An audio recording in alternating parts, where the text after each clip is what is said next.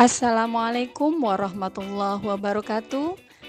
Nama saya Diah Yunita dari Unit Kerja SMK Negeri 10 Jakarta.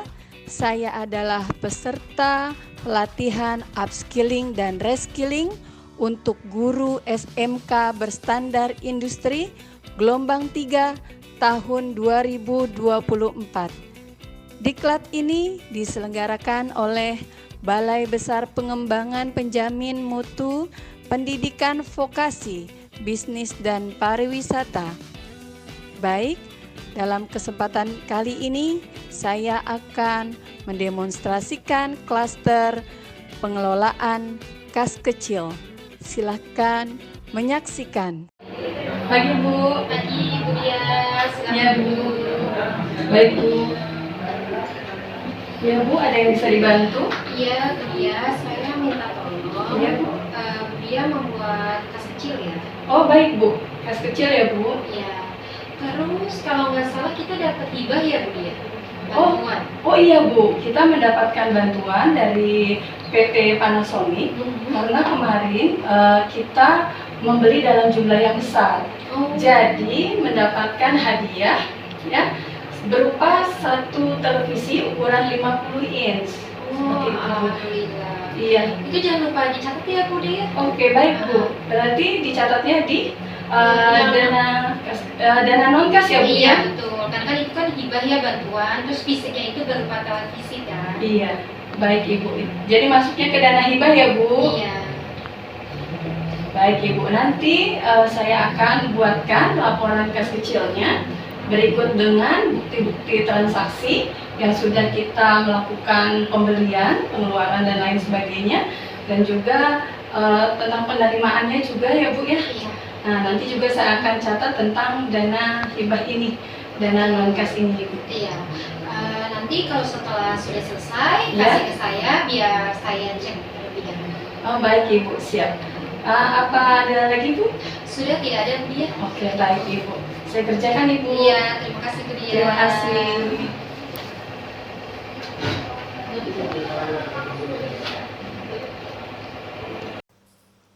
Baik, sebelum aktivitas pencatatan dana kas kecil dari penerimaan atau pemasukan dana kas kecil sampai pada pengeluarannya dan dibuatkan laporan keuangannya, maka hal yang harus saya lakukan adalah mengenai bagaimana saya memahami mengenai prosedur yang harus diterapkan dalam pengelolaan dana kas kecil. Dan di sini saya memiliki daftar checklist prosedur K3 perkantoran pada pengelolaan kas kecil. Dan untuk hal yang pertama terdapat elemen menjaga peralatan kerja, keamanan dan tempat kerja. Di sini sudah memiliki kriteria yaitu peralatan kerja yang berhubungan dengan listrik, dipastikan keamanan sesuai standar operational prosedur. Dan kalau misalnya memang sudah ada peralatan yang digunakan, maka kita bisa checklist. Kemudian sistem dan prosedur keamanan perusahaan harus sesuai dengan SOP. Yang ketiga, peralatan dipergunakan sesuai petunjuk pemakaiannya. Yang keempat, tempat kerja memiliki penerangan yang memadai. Yang kelima, penempatan barang sesuai dengan lokasi yang telah ditentukan. Dan hal ini ke beberapa prosedur yang berhubungan dengan peralatan dan tempat kerja ini harus sesuai dengan prosedur yang ada. Bila ada, kita bisa lakukan checklist. Dan kemudian yang kedua, menjaga peralatan kerja, kebersihan dan tempat juga kita harus perhatikan, di mana kita juga menjaga agar peralatan operasional diperiksa kebersihannya sebelum digunakan. Apabila sudah sesuai prosedur, maka kita bisa checklist. Kemudian peralatan dibersihkan setelah dipakai sesuai dengan buku petunjuk penggunaan. Kemudian prosedur perawatan berkala untuk peralatan sesuai prosedur SOP organisasi. Yang kelima, sampah dan kelebihan bahan kimia dibuang sesuai dengan higienitas, keamanan, serta peraturan mengenai lingkungan kerja. Dan selanjutnya, kita juga harus memperhatikan prosedur keamanan penyimpanan pengelolaan dana kas kecil. Dan di sini saya sudah membuatkan elemennya. Yang pertama, menggunakan keamanan penyimpanan rutin. Terdapat sistem dan prosedur keamanan perusahaan digunakan sesuai dengan SOP organisasi. Yang kedua, uang kas atau tunai disimpan sesuai dengan SOP organisasi. Yang ketiga, aset fisik disimpan sesuai dengan SOP organisasi. Yang keempat, perilaku pelanggan yang mencurigakan ditangani sesuai dengan SOP. Yang kelima, aset fisik disimpan sesuai SOP organisasi. Dan ini bila memang telah ada dalam prosedur pekerjaan kita, maka kita bisa checklist.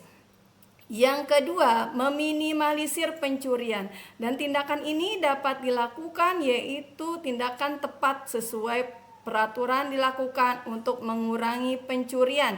Yang kedua, kode inventarisasi dicocokkan dengan ketersediaan inventaris secara berkala sesuai peraturan. Yang ketiga, barang yang mudah dicuri diberi pengamanan tambahan sesuai peraturan. Yang keempat, keamanan staf dan pihak luar dijaga sesuai SOP.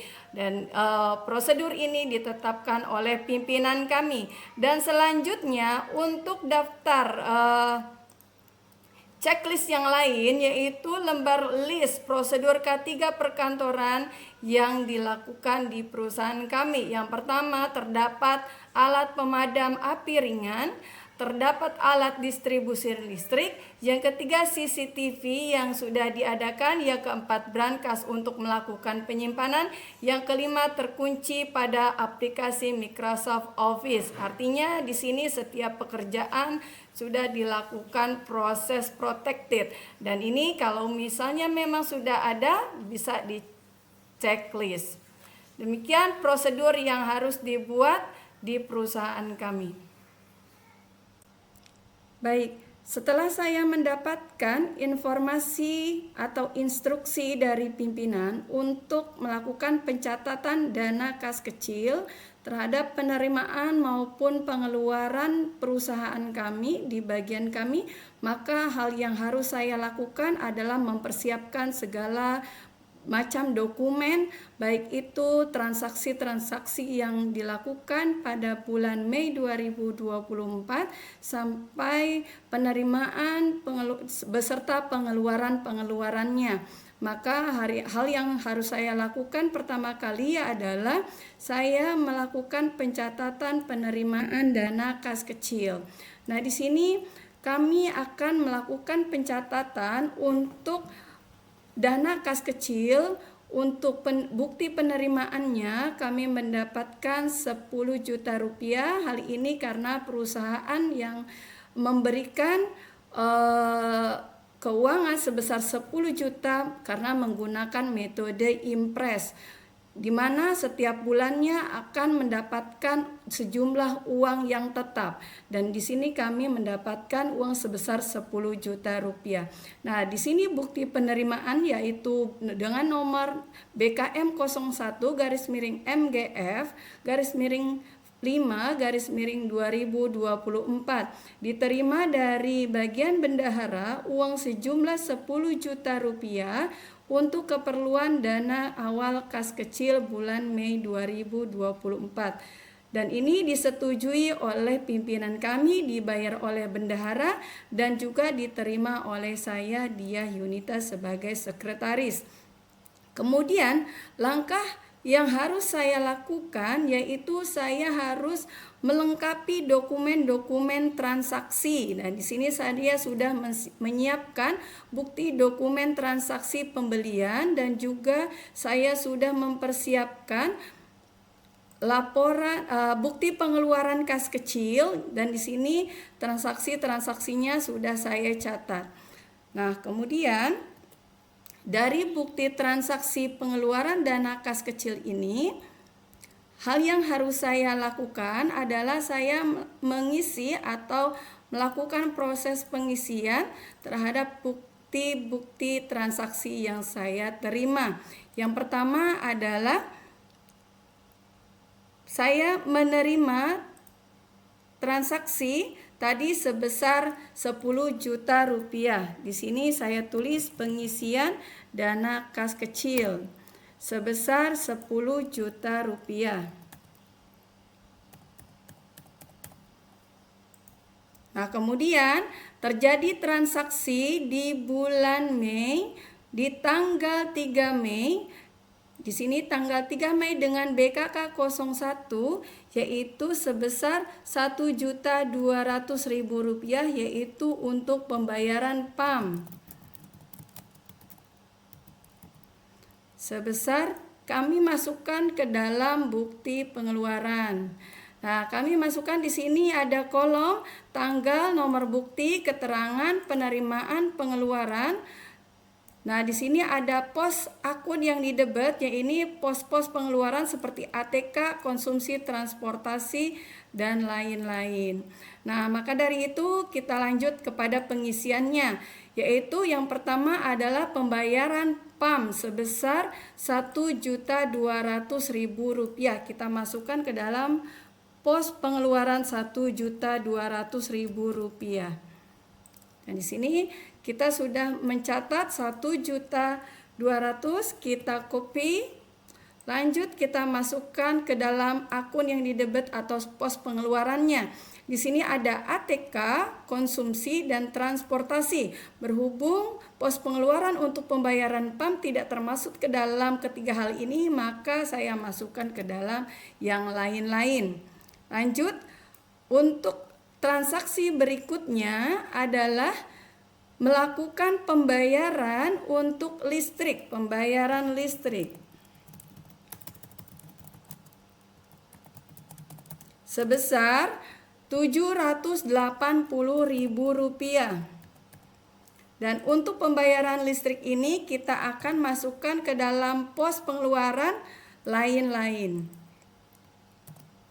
Selanjutnya terjadi transaksi berikutnya yaitu di tanggal 6 Mei, yaitu kami membayar untuk biaya iklan di Kompas Media sebesar 1.300.000 rupiah.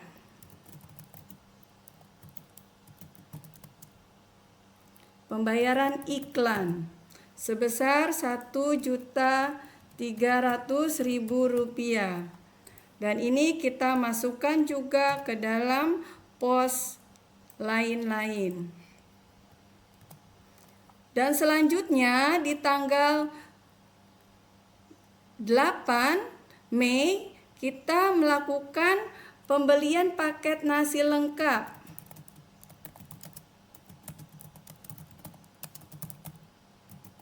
Sebesar 750.000 rupiah kita masukkan ke dalam pos pengeluaran 750.000 rupiah. Dan di sini kita masukkan ke dalam pos akun yang didebet konsumsi sebesar 750.000 rupiah. Dan semua transaksi dari awal sampai akhir sampai terjadi di di tanggal 29 Mei kita catat transaksinya. Dan di sini sudah saya catatkan ke dalam bukti transaksi ini. Dan ini penerimaan sebesar 10 juta rupiah dan pengeluaran sebesar 9.250.000 rupiah.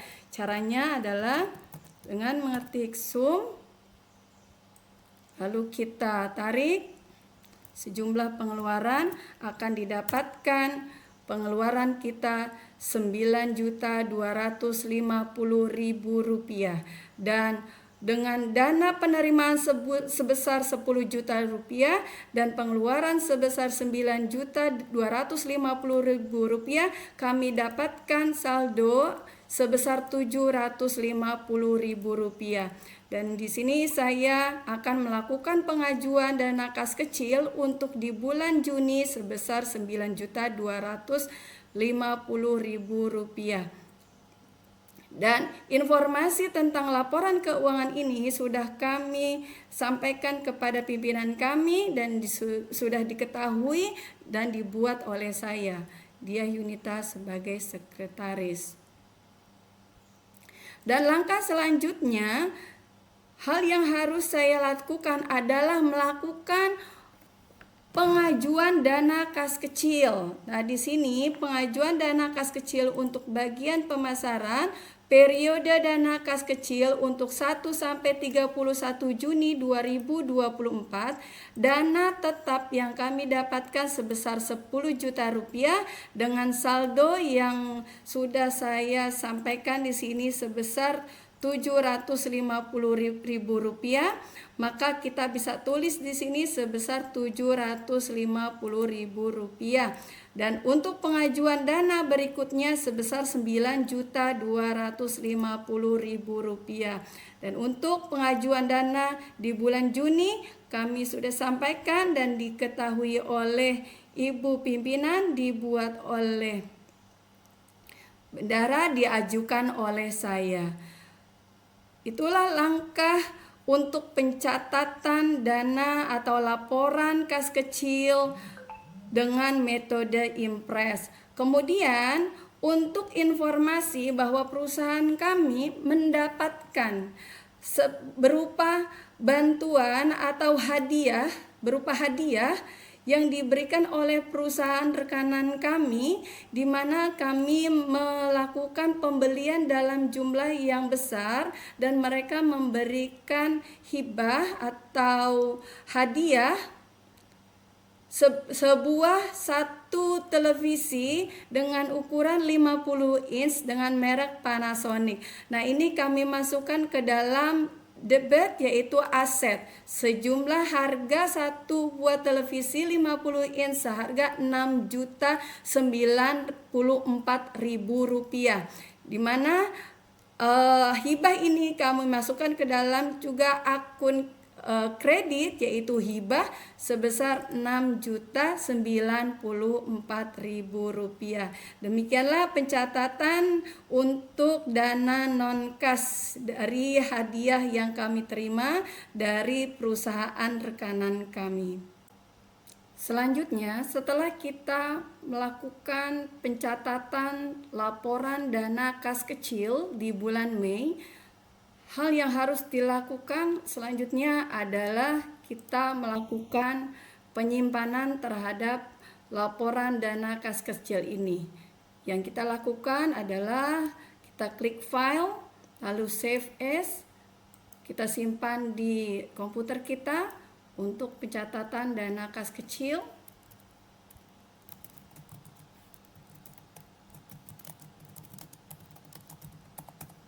Kita lakukan penyimpanan.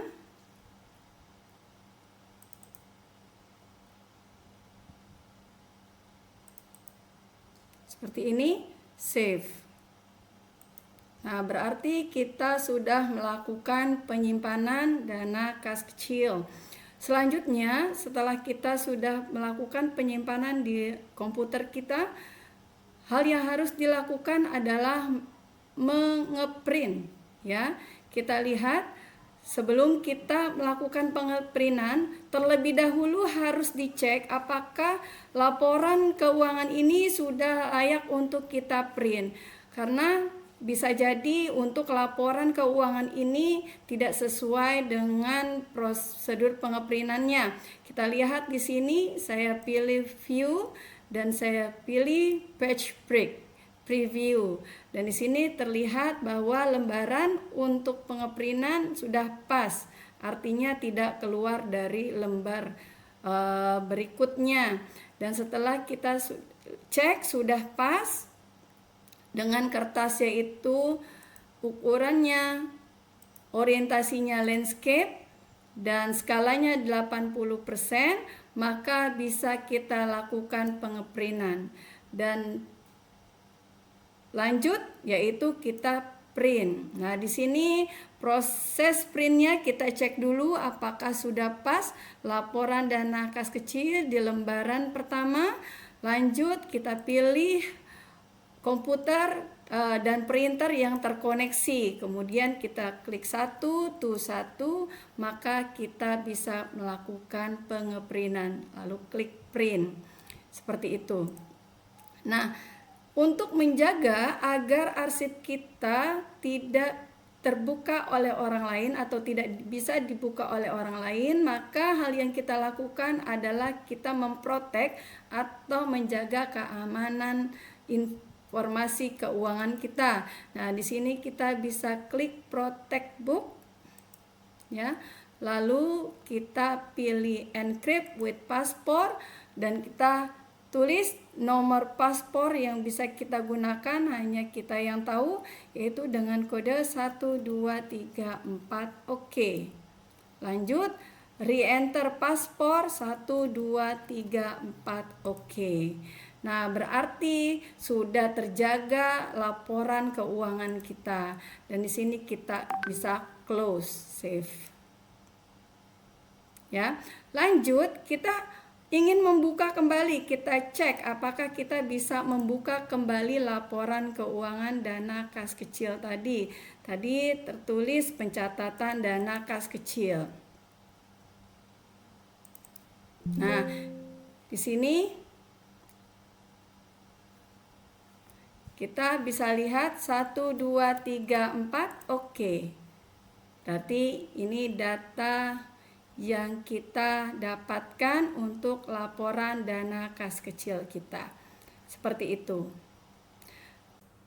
Baik, langkah selanjutnya setelah saya mendapatkan tugas dari pimpinan adalah untuk mempersiapkan penyusunan laporan pajak pimpinan. Maka hal-hal yang harus saya lakukan adalah mempersiapkan dokumen-dokumen pajak pimpinan. Nah, untuk itu saya bisa masuk ke dalam login DJP online. Di sini kita bisa mengklik DJP online, Direktorat Jenderal Pajak. Kita bisa login ke sini dan kita akan mendapatkan informasi seperti ini. Dan apabila kita sudah masuk ke dalam layanan DJP online, kita bisa klik lapor dan di sini kita bisa klik e-filing. Nah, di sini untuk pelaporan DJP online kita bisa buat SPT. Nah, di sini ada pertanyaan, apakah Anda menjalankan usaha atau pekerjaan bebas? Karena pekerjaannya dilakukan adalah di dalam kantor, maka pekerjaannya saya klik tidak. Nah, bila saya klik iya berarti upload SPT. Nah, saya bisa klik tidak. Nah, selanjutnya ada pertanyaan, apakah Anda suami atau istri yang menjalankan kewajiban perpajakan terpisah atau pisah harta? Saya jawab tidak. Kemudian, apakah penghasilan bruto yang Anda peroleh selama 1 tahun kurang dari 60 juta rupiah? Nah, ini berdasarkan data yang kita punya, maka saya klik ya. Maka saya bisa melakukan klik SPT 1770SS. Nah, kemudian kita bisa melihat data tahun pajak. Kita bisa klik untuk 2024, berarti laporannya adalah 2023 dengan status normal. Kemudian selanjutnya, nah, bila kita sudah melakukan pencatatan dengan pencarian data seperti ini, maka kegiatan pencarian data SPT bisa kita dapatkan. Demikianlah laporan keuangan yang bisa saya kerjakan dan bisa saya cari informasinya berdasarkan peraturan yang sudah ditetapkan.